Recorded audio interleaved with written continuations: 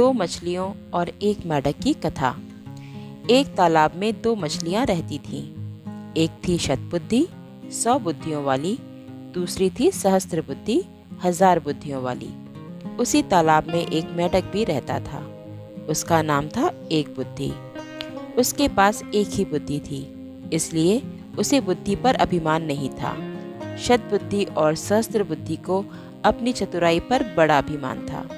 एक दिन संध्या समय तीनों तालाब के किनारे बातचीत कर रहे थे। उसी समय उन्होंने देखा कि कुछ मछुआरे हाथों में जाल लेकर वहां आए। उनके जाल में बहुत सी मछलियां फंसकर तड़प रही थीं। तालाब के किनारे आकर मछुआरे आपस में बात करने लगे। एक ने कहा, इस तालाब में खूब खूब मछलियां हैं, पानी भी कम है। कल हम यहाँ आकर मछलियां पकड़ेंगे। सबने उसकी बात का समर्थन किया। कल सुबह वहां आने का निश्चय करके मछुआरे चले गए। उनके जाने के बाद सब मछलियों ने सभा की। सभी चिंतित थे कि क्या किया जाए। सबकी चिंता का उपहास करते हुए सहस्त्र बुद्धि ने कहा, डरो मत। दुनिया में सभी दुर्जनों की मन की बात पूरी होने लगे तो संसार में किसी का रहना कठिन हो जाए। सांपों और दुष्टों के अभिप्राय कभी पूरे नहीं होते, इसलिए संसार बना हुआ है। किसी के कथन मात्र से डरना क्या पुरुषों का काम है?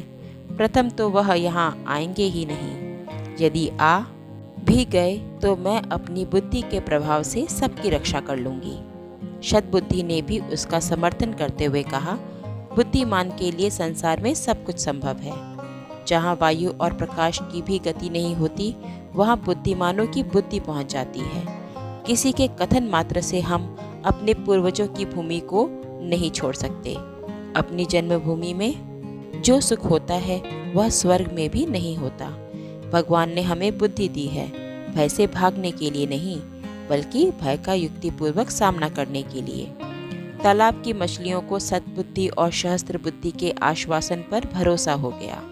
लेकिन एक बुद्धि मेंढक ने कहा, मित्रों, मेरे पास तो एक ही बुद्धि है। वह मुझे यहाँ से भाग जाने की सलाह देती है, इसलिए मैं तो सुबह होने से पहले ही इस जलाशय को छोड़कर अपनी पत्नी के साथ दूसरे जलाशय में चला जाऊंगा।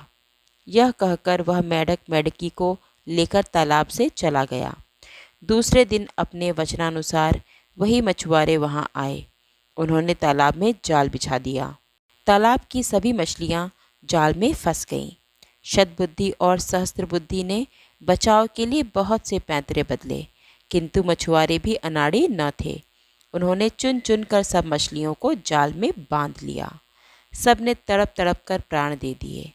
संध्या समय मछुआरों ने मछलियों से भरे जाल को कंधे पर उठा लिया। शतबुद्धि और सहस्त्र बुद्धि बहुत भारी मछलियां थीं, इसलिए इन दोनों को उन्होंने कंधे पर और हाथों में लटका लिया था। उनकी दुर्वस्था देखकर मेंढक ने मेंढकी से कहा, देख प्रिय, मैं कितना दूरदर्शी हूँ। जिस समय शतबुद्धि कंधों पर और सहस्त्र बुद्धि हाथों में लटकी जा रही हैं, उस समय मैं एक बुद्धि इस छोटे से जलाशय के निर्मल जल में सानंद विहार कर रहा हूँ।